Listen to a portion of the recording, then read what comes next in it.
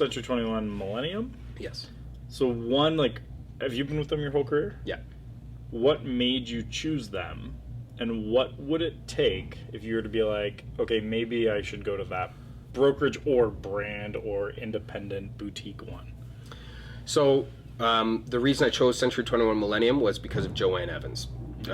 She has an amazing amount of emotional intelligence, and she was not a therapist, but a psychologist or whatever in the past. So she has a very good understanding of what motivates people, but also she was heavily invested in my success. I interviewed 8 different brokerages in Brampton when I started, and that was actually the one good thing I did as a novice prior to being a licensed agent. And I got a variety of perspectives. Some cold, but very business oriented, some loosey-goosey, some just not coming to the table with real value. But to me, what really sold me was I honestly felt, and it was an emotional decision, but it was also a business decision at the same time, which is odd.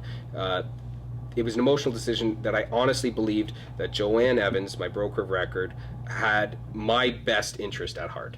And what it would take for me to leave her would be difficult, because I'm a very loyal person. If I believe, in the olive branch idea too, though, if you show you're not loyal, if you show you're not trustworthy, then you need to be cut loose, because you can make a lot more mistakes if you don't.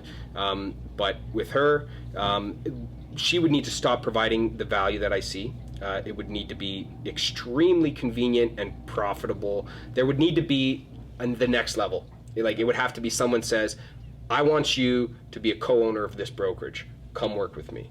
Yeah. I'm not about to just trade, because then it just disrupts your whole business. All my branding needs to change. Yeah. All of my stuff needs to change. There's a significant amount of barrier to entry or moving expense, fixed costs that are associated with changing brokerages. And I've seen so many agents change so many times, and really, have they been better for it? It's hard to say. In my personal opinion, I think not.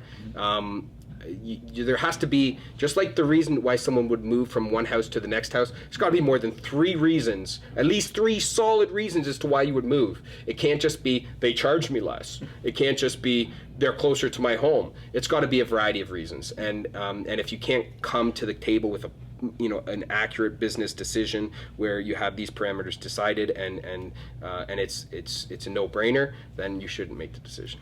So are you so supported by her that, like, if she left and started Joanne Evans Realty Limited, just her, would you go with her? Judge what? Yeah, no. Because some people are like, obviously I come from the Remax world. Yeah. And I know a lot of people who are like, they're Remax. Like, I'm staying with Remax. If my brokerage left and became Century 21, I'll just go find another Remax brokerage. Mm-hmm. Then there's other people who are, I'm this brokerage, whichever brand they are, and then I've met others who are, I'm the broker, like, I want to stay with this broker. And then there's others who are, I don't care, just whoever offers me the cheapest thing to do. Mm-hmm. Like, how do you value that when you're looking at the whole thing?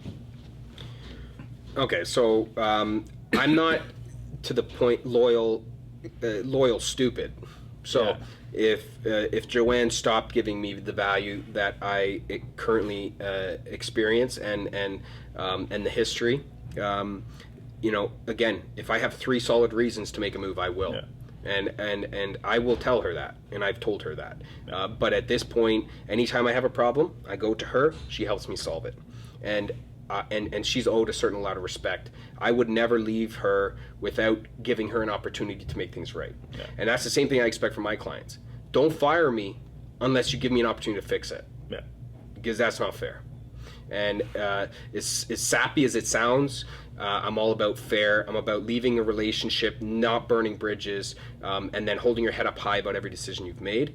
And especially if I want a political career down the road, those fundamental values and character traits are a necessity, because the reality is everything about my life is online.